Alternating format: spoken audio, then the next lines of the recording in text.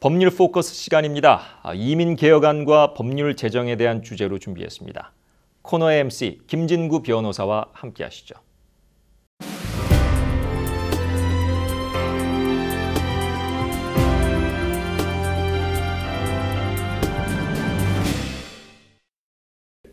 시청자 여러분 안녕하십니까? 법률 포커스의 김진구입니다.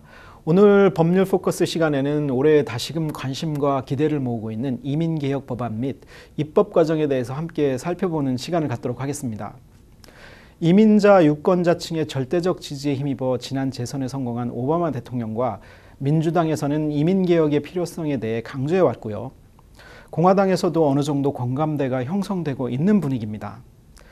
그러나 지난주 발생한 보스턴 마라톤 대회 테러의 주종자들이 체첸 출신의 젊은 이민자들로 밝혀짐에 따라 현재 진행 중인 상원 법사위의 청문회에서 부정적인 의견이 나오고 있는 형편이고요.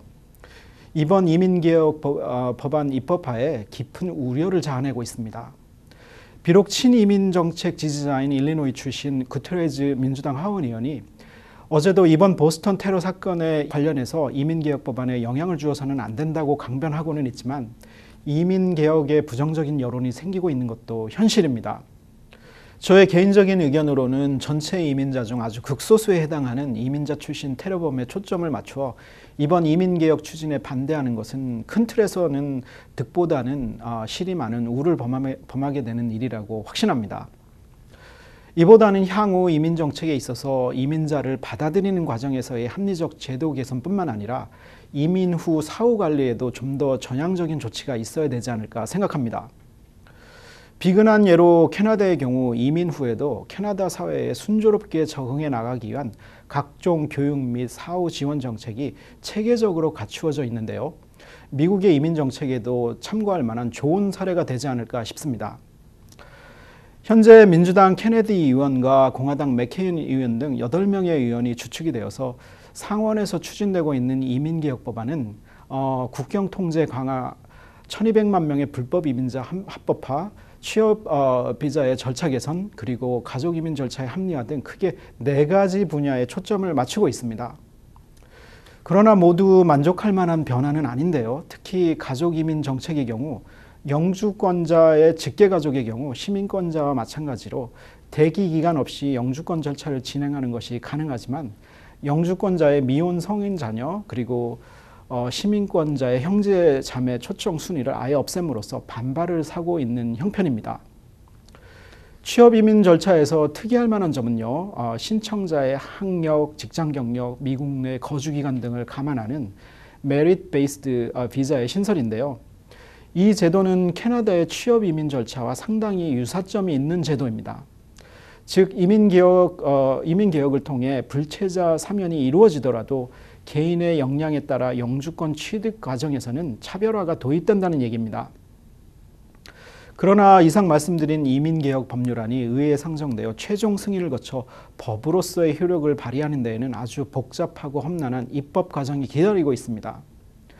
한 해에만 평균 약 10,000건 정도의 법률안이 입법기관인 의회에 상정되는데요.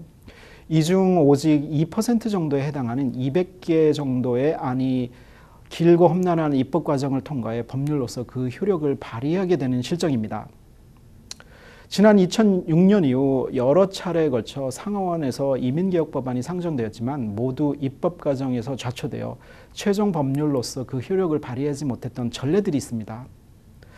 그렇기 때문에 미국 의회에서의 입법 과정에 대해 이해하시는 것이 향후 의회에서 입법화 과정을 거치게 될 이민개혁 법안의 법제화 과정을 이해하시는 데 도움이 될 것 같습니다.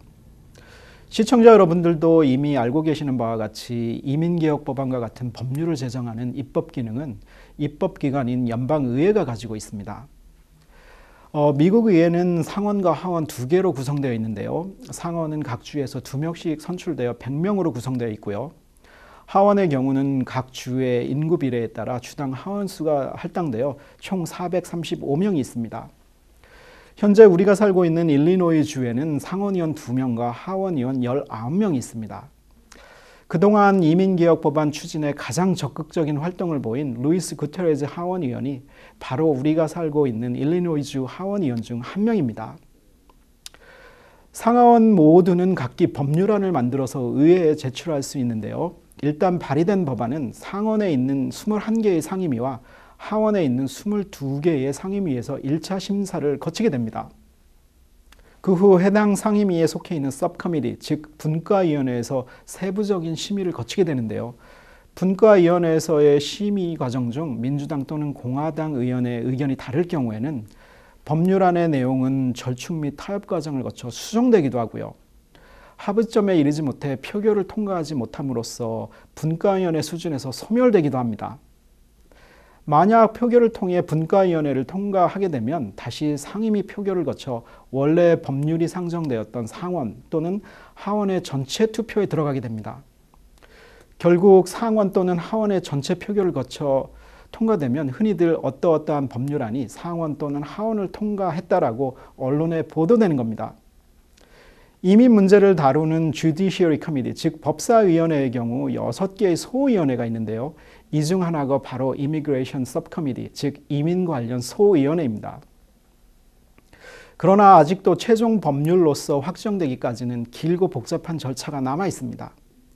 상원 또는 하원의 전체 표결을 통과한 법안은 다시 하원에서는 상원으로, 상원에서는 하원으로 보내져서 이상 말씀드린 해당 위원회 그리고 소위원회 심의를 거쳐 전체 회의를 통과해야만 비로소 의회의 최종 법률안으로 확정되는 겁니다. 지금까지 말씀드린 길고 복잡한 과정을 거치는 사이에 98%의 법률안은 소멸되고요. 비록 최종 법률안으로 확정된다 하더라도요. 원래 발의되었던 원안 그대로의 모습이라기보다는 민주공화 양당 의원들의 정치적 이익 및 입장과 압력단체들의 영향으로 인해 복잡한 절충 및 타협 과정을 거치기 때문에 원안과는 상당히 달라져 있는 경우가 대부분입니다. 그렇다면 왜 이렇게 상원 및 하원에서의 입법 과정은 복잡하고 지리한 표결이나 막후 타협 및 절충 과정을 거쳐야 하는지 생각해 볼 필요가 있을 것 같은데요. 결국 민주당이나 공화당의 정책적 성향이 다르고요. 비록 같은 당이라 할지라도 지역구 유권자의 민심이 다르기 때문입니다. 더욱이 입법 과정에서 상당한 영향력을 행사하고 있는 이익 집단의 이해가 복잡하게 얽혀 있기 때문이기도 합니다. 그러나 아직도 모든 입법 과정이 끝난 건 아닙니다. 의회에서 통과된 최종 법률안은 대통령의 비준을 거쳐야만 비로소 법률로서의 효력을 발생하게 됩니다. 만약 의회에서 최종 법률안이 마음에 들지 않을 경우 대통령은 거부권을 행사할 수가 있는데요. 아주 이례적인 경우이긴 하지만 대통령이 거부권을 행사한 법률안을 하원에서 3분의 2 이상의 찬성으로 통과시키게 되면 대통령의 거부권을 넘어서서 법률적인 효력을 발휘하게 되기도 합니다. 결국 우리 시청자 여러분들도 결코 만만치 않은 이민개혁 입법화 과정의 향후 일정 및 추이를 이해함으로써 너무 지나치게 낙관하시거나 법률 확정 이전에 마치 법률이 통과될 것을 전제하여 너무 성급한 결정을 내려 이민사기에 현혹되는 오류를 범하지 않도록 슬기롭게 대처하는 지혜가 필요한 시점이 아닐까 싶습니다. 법률 포커스 오늘은 여기서 마치겠습니다. 시청자 여러분 감사합니다.